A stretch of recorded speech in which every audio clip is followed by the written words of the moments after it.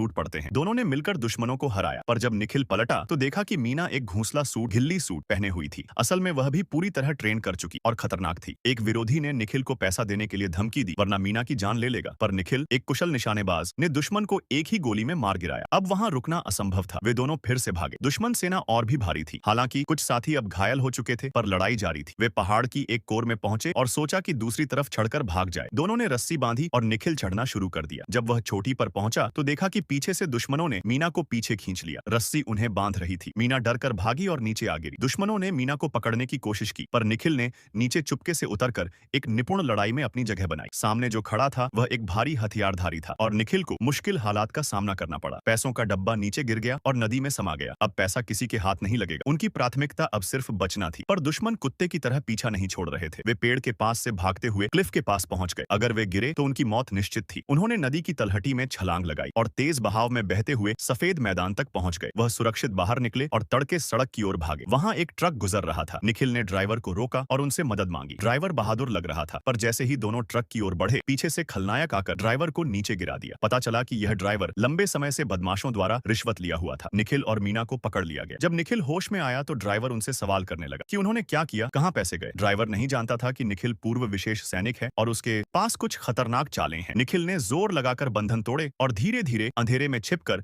विरोधियों के बीच चुपके से घुस गया। मीना का असली रंग सामने आया। वह केवल बॉस के लिए काम नहीं कर रही थी, बल्कि उसका अपना एजेंडा भी था। उसने 2 बदमाशों की हत्या कर दी। सब हल होने के बाद वे वापस उस जगह पहुंचे जहां उन्होंने पैसे छिपाया था। जब निखिल पैसे बांटने ही वाला था, तब मीना ने अचानक पिस्तौल निकालकर निखिल को फेंक दिया और निखिल बेहोश हो गया। यह विश्वास करना मुश्किल था। वह लड़की इतनी निर्दोष दिखती थी, पर असलियत कुछ और निकली। मीना ने न केवल लोगों को धोखा दिया, बल्कि अपने हित के लिए जान भी ले ली। आखिर में वही पैसा उसका बन गया। निखिल चोटिल होकर चोटी की ओर चढ़ने की कोशिश कर रहा था और फिल्म यहीं समाप्त होती है।